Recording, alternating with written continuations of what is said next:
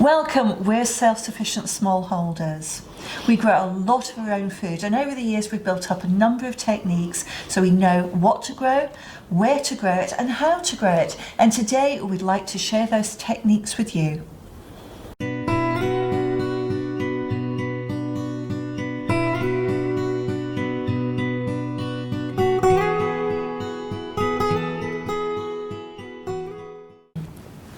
Hello, welcome to English Country Life. Welcome to the workshop. My name's Hugh. And my name's Fiona. Welcome to planning a vegetable garden. Now, we've done a video in the past, and I'll put a link somewhere up here, on designing a vegetable garden, i.e. how many beds do you want, what shape should they be, what layout should they be, what orientation north to south should they be. We've covered all of that in a previous video, and that to some extent informs this one. So if you haven't watched that video, I would suggest you go back and watch that first and then come back to this one. Today what we want to talk about is, okay, so what are you going to plant? Where are you going to plant it? How much of it are you going to plant? What time of year should you plant it? All of that sort of stuff. In the past, we bought seeds when we felt like it, when we went to the garden centre, when something looked exciting, when I saw a television programme that covered it, and I went off on some mad whim of growing something new. And we planted it when we found time. And at certain times of year we ended up with a lot of food, at certain times of year we ended up with no food at all. We got gluts, we got shortages, we forgot to plant certain things that we wanted. And don't forget all those things which looked bright and shiny and new. So we planted all of those, tried it once, thought, ugh, and it got left and rotted in the ground. But we still didn't have enough of the things which we did eat on a regular basis. And honestly, this was because we were doing it impulsively. And what we found now is there's nothing wrong with a bit of experimentation. Don't get me wrong, we experiment all the time. But what we also do is make sure we got the basics right first. And that's what we want to share with you in this video. We've come up with some techniques and some tools now. At this time of year, we plan out our growing for the year. We plan what to grow, how much of it to grow, when to plant it. Does it need to be succession? Does it need to all come in one go so that we can preserve it? And we come up with some overall plans. They're really simple. Don't get intimidated by it, but we want to show you how we do it. And maybe you can adapt and see how that will help you grow your garden.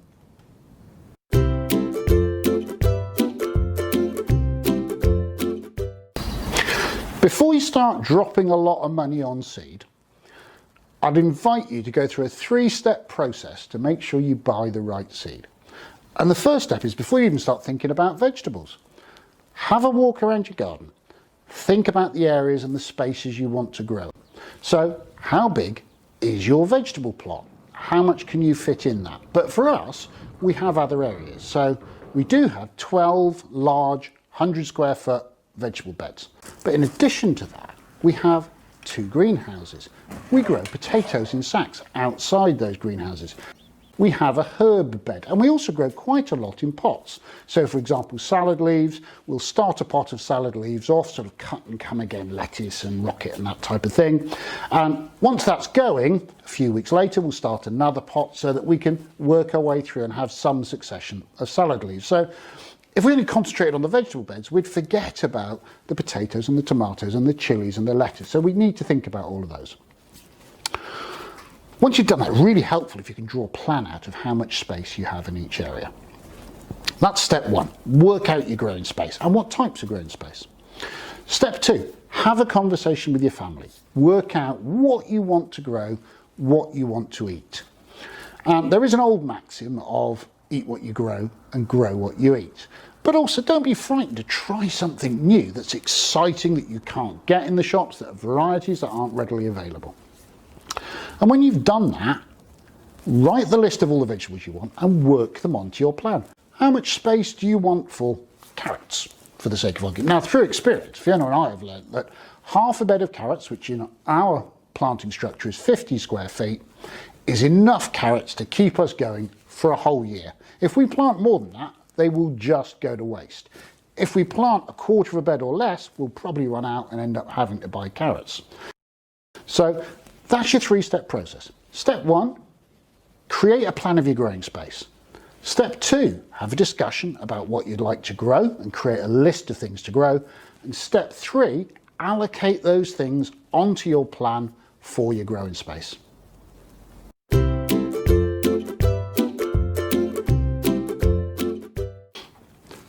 So once you've got a plan of your garden growing area, and then you've created a list of what you're going to plant in each area of that growing area, in effect, you've got your requirements list for what you need for seeds and tubers and corms for that year. You've got a list of what do I need.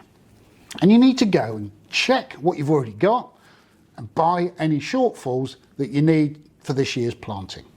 But where do you put all that seed? Well, we used to just put it in a Tupperware pot. I think it was an old ice cream tub actually, wasn't it all? Several ice cream tubs. And that was the problem, because it was scattered all over the place. There was no organisation. And actually a Tupperware pot isn't a bad storage vessel, providing there's some organisation within. Although now, very kindly, somebody brought us this metal box as a present, and this is how we organise our seeds now. Now, this metal box has another advantage in that it's rodent proof, so no rats and mice can get in and actually eat this seed before we're ready to use it. But we do actually use some other storage vessels. Our parsnip we store in an old coffee jar, and our pumpkin seed we vac pack simply because it lasts an awful lot longer. But these are in different vessels because they're not commercial seeds. We've seed saved these from the plants, and if that's something which interests you, we have made a video on that, and the link is above in the top right hand corner now. So we have a variety of storage methods according to the seeds that we want to keep, but the point being, we know where they are, we know what we've got, but how do we organise them? Well, again, we've tried several ways of organising our seeds. The first way we tried to organise them was by what's going out of date. We'd had a lot of seeds spoiled, so we kind of organised these seeds are going out of date in 2016, these seeds are going out of date in 2015. Didn't work very well, did it? No, in our bid to reduce wastage by planting what was going out of date, we actually ended up with more wastage because we were planting what was being driven by a date on a packet and not what we were actually going to eat. So we weren't getting a balanced enough diet from what was coming out of the soil. So we tried it differently. Then we organised, and it's a slightly better way, by planting season. So we'd have an area for growing in January and February, and we'd have an area for planting in March and April. And yeah, also didn't really work terribly well, because part of the problem with that was when I had my list of what I want to grow this year, it didn't correspond to what was in the tub. So we would kind of plant January and February, and then we hit problems. Run out of space completely. And I think you can see a common theme here, that we've made lots and lots of mistakes along the way, and we're hoping that you'll learn from our mistakes. So the way we've been doing it for the last few years, and it seems to, for us, work really, really well, is that we organise these seeds alphabetically. So literally ABC in that section. So here is the carrot seeds. All held together, the little plastic band, all checked to make sure they're in date. And that elastic band means that the carrots aren't going to get confused with the cabbages, which are actually in the same section. And here, just to prove the point, are the cabbages, also a C. Once we've got them organised like that, when we've created the list, and we sit usually over a coffee and a bit of cake, we'll have a conversation about what do we want to grow this year. We didn't have enough of that, we ran out of the other, we grow too many of the third thing. So we're adjusting quantities as well as what we grow. Once we've had that conversation, we'll go to the tin, because there's always leftover seeds. You've always got more than you'll plant in any given year. And we'll compare what we think we want with what we've currently got, and our shopping list is the difference between those two situations. Then, of course, once we've done that, we've bought the extra seed, what we need to think about is when to plant it. Because this system, great and organised and make sure it's good for your stock keeping, doesn't help you plant the right thing at the right time. And we have another technique for that, and we'll show you what that is next.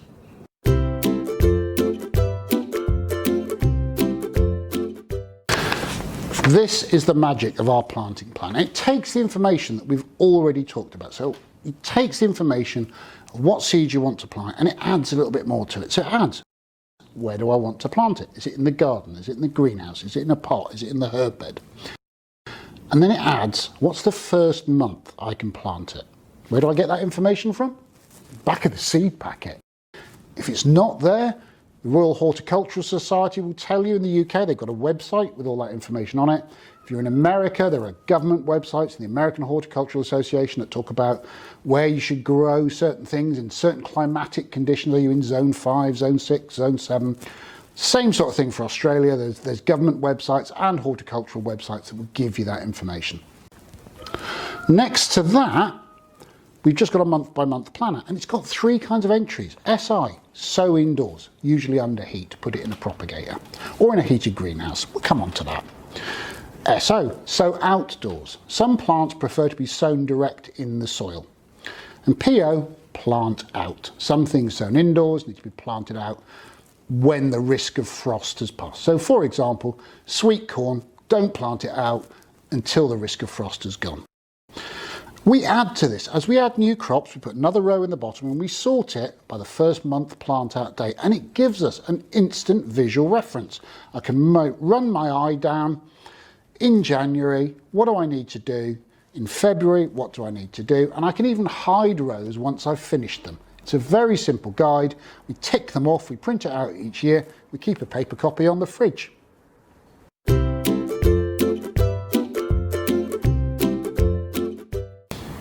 So now the part you've all been waiting for, and the bit that you came here for, and that's actually the options for sowing the seed in the first place. Most seed needs 20 degrees Celsius to germinate. Now that's not true of all seeds, so check the back of your seed packets, but it's true of the majority. So if we're going to extend the growing season, we need to actually germinate those seeds under heat. But there are good reasons for extending that growing season. There are. Think about something like a chilli. It comes from a country which is much warmer than the UK with a much longer growing season than the UK. Now a chilli's actually a perennial and can be over winter, but we're not going down that rabbit hole. If you germinate it earlier, it'll get to full size about June or July, and then it will flower and fruit all the way through to sort of October, November time. If you wait till it's warm outside and you germinate them in March, April, something like that, it'll just be getting to full size and hardly started to flower and fruit by the end of the growing season. So it makes a huge amount of sense. It will massively increase your yield to germinate them early, under heat, bring them on for a longer growing season. So how do you get those seeds up to 20 degrees Celsius when it's freezing cold outside? Well, this is where sow indoors on our planting chart comes into focus. And there are 4 methods you can use to get those seeds up to temperature. The simplest way is put your seeds in some compost, in a pot or a seed tray, bung them on a windowsill. Now there are some problems associated with that because it still might be quite difficult to get those seeds up to 20 degrees Celsius. So it's best if you can to buy one of those seed trays with a plastic cover to pop over the top, because that will help any heat on the inside stay on the inside. The other problem is putting them on a windowsill, actually it can get very cold at night. So then it's a good idea to bring those seed trays into the house overnight and then pop them back onto the windowsill in the morning. When I was young, we had an airing cupboard, and that is a consistently warm place. And we used to germinate seeds in there. Put them in little 3-inch, 9-centimetre pots, put them in a plastic bag, do the plastic bag up, put the plastic bag in the airing cupboard. Now, there are some problems associated with that. The first one being not many people have got airing cupboards anymore. Hot water tanks are being removed from a lot of properties, and modern houses are being built with on-demand heating boilers. So there's no need for a hot water tank and therefore no need for an airing cupboard. The other issue is that once those seeds germinate, they need light, and an airing cupboard is dark. So they grow very tall, very thin, as those seed sprouts are desperate to get light. So unless you're vigilant and check on them every single day, you could actually find you end up with 4 or 5 centimetre long just white shoots, which are no use to anyone. Third way of doing it is a heated greenhouse. And I'll talk about that in a bit more detail, because there are some things to be vigilant about there before you buy heating for your greenhouse. And the fourth way, and the way that we choose to do it, is a heated propagator. They're very cheap. They're £25 to £35 for one about the size of a normal seed tray. And imagine it as a solid seed tray without holes in the bottom. It's got a heating element in it and a clear plastic cover above. And what that does is maintain a certain degree of background heat in the propagator. It keeps that compost nice and warm. Bear in mind, that compost is what's got to be warm before the seed comes up. That's where the seed's getting its heat from.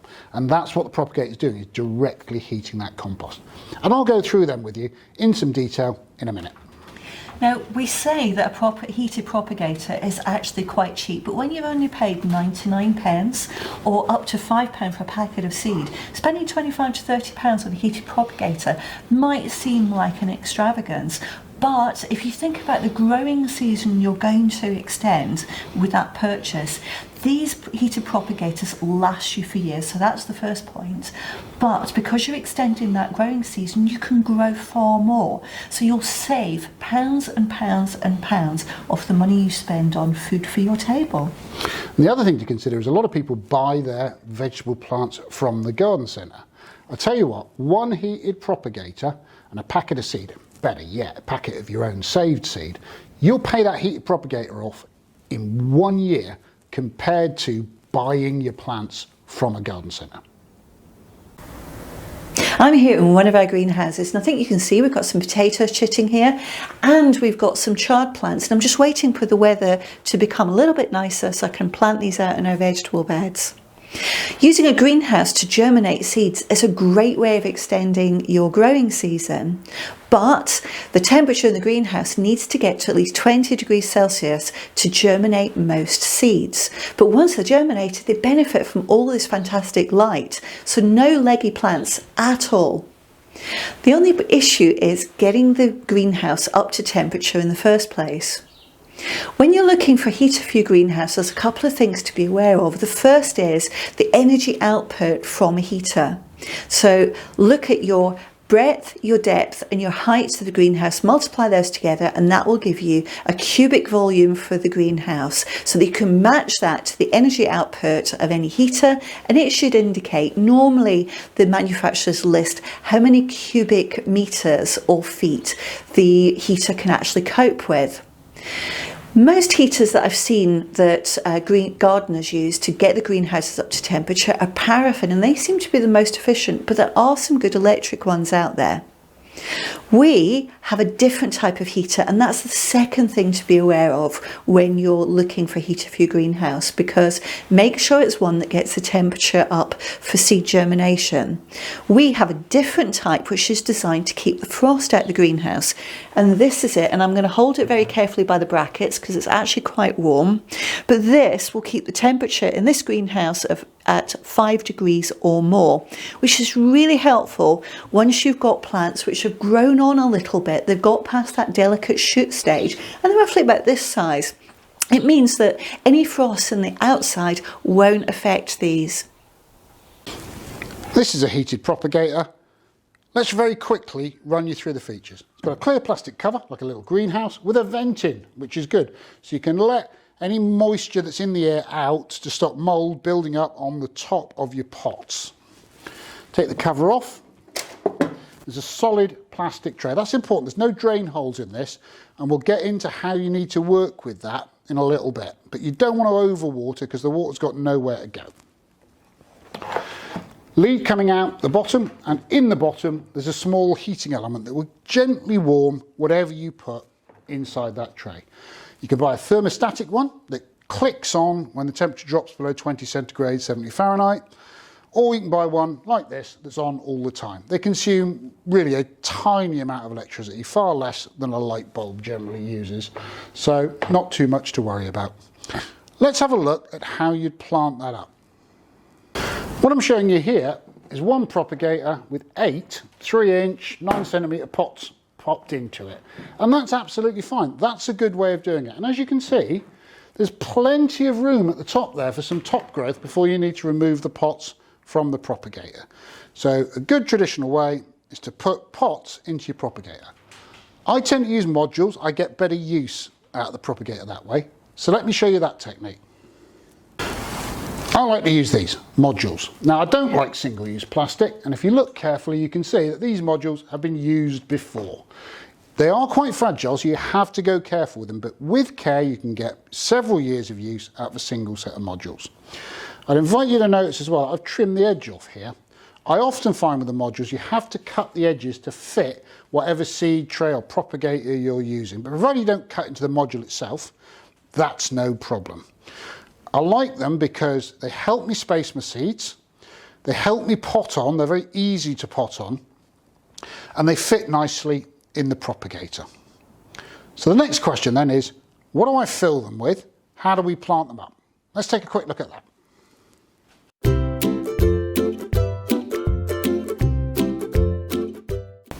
This is general purpose garden compost. You can germinate your seeds in that, it's okay. It does have a drawback though. The drawback is general purpose veg-based compost doesn't retain moisture particularly well.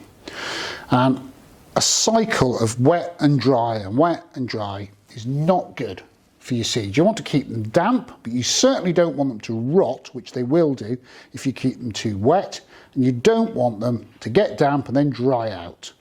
So if you're going to use general garden compost, I would add some of this, which is water retaining gel, and that soaks up moisture and slowly releases it back into the compost as needed. It's a better option than garden compost alone. It's not, in my opinion, the very best option. Let's take a look at that. This is what we use. This is John Innes seed compost. I want you to see how fine that is. That's one of the reasons why it's really good, it's fine. The other reason is it's a soil-based compost, and soil-based composts retain moisture much better than general purpose garden composts. They also have all the other nutrients that your seeds need built into that compost. Now I'm not saying rush out and buy John Innes seed compost. What I am saying is if you're going to buy compost specifically for germinating seeds, get a John Innes seed compost. Be careful, some of them contain peat, and for many gardeners that's a problem these days, but there are peat-free alternatives out there for John Innes seed compost. And as I say, that will work much better than a general purpose compost, but a general purpose compost with water gel can work absolutely fine. This is a bog standard seed tray with holes in, drainage holes, and I put my modules in that before I ever put them anywhere near the heated propagator, and then I fill them with my specialist seed compost. And what I can then do is water them thoroughly, let them soak up that water whilst draining out of the holes in the bottom, then transfer the modules over to the heated propagator when I know that the compost contains the right amount of moisture and nothing's going to drip through the bottom into the propagator.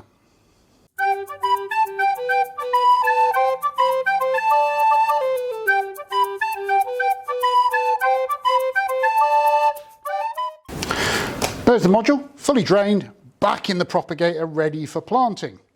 So I'm going to plant chilies in these modules.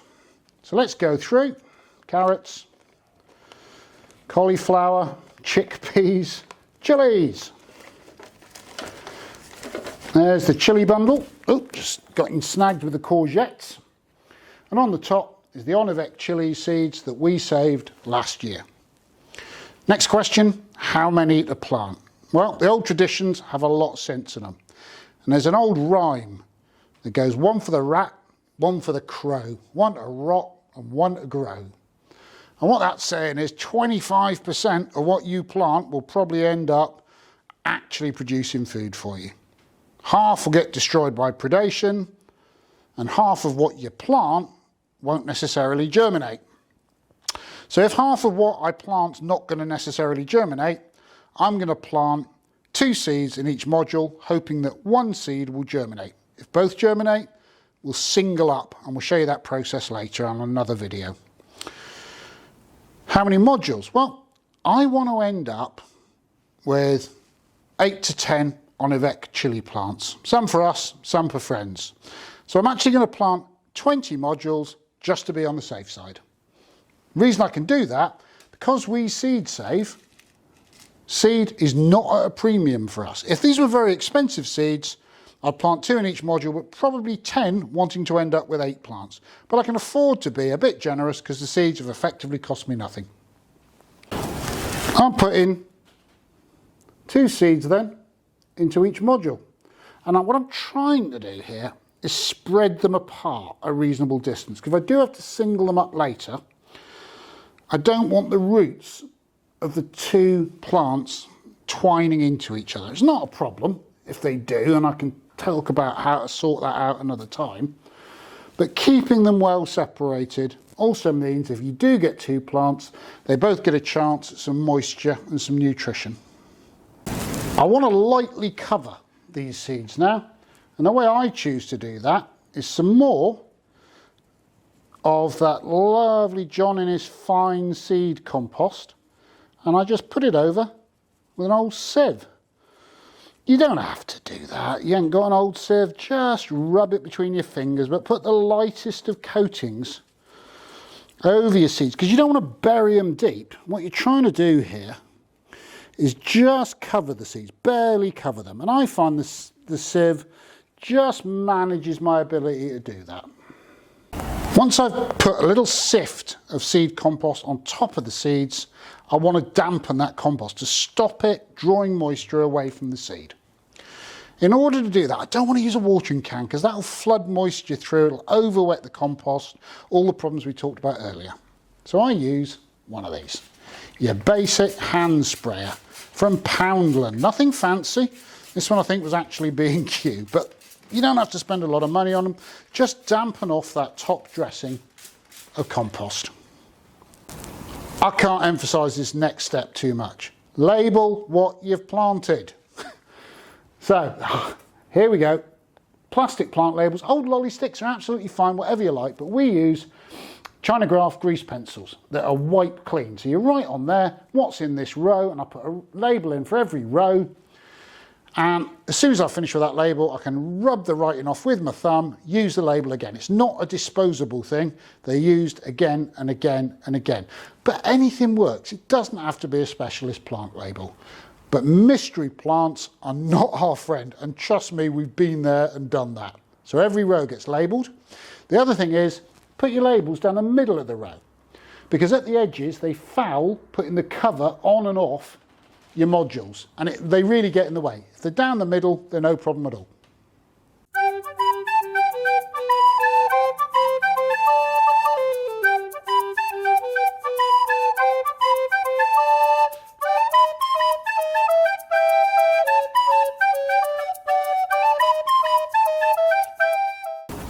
Last job, cover on, make sure it's fully engaged, make sure the vent's open. Plug the propagator in on a nice sunny windowsill, wait for germination. So those are the techniques that we suggest to work through and look at how to plan your vegetable garden to feed your family for 1 year.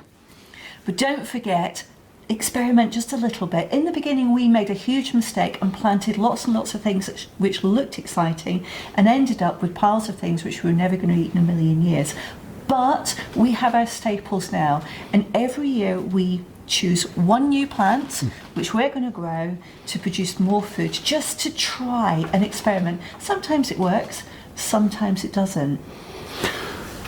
I know we've given you a lot of information. We are going to put links in the description to things like the heated propagators, and we'll also put a link to an example of the spreadsheet that we create to plan out what to plant and when to plant it. Feel free to take it, no charge, do what you want with it, adapt it, make it your own. If you have enjoyed this content, take a moment and give us a thumbs up below. If you're not already a subscriber, come and join us. Hit the subscribe button and the notifications icon, and you'll get to hear of any new video as soon as it's published. If you've got questions for us, leave it in the comment section, or if there's a new video you'd like to see us make, pop it down in those comments and we'll get back to you as soon as we can, or maybe even make that video. For now, thanks for watching, and we look forward to seeing you next time. Take care.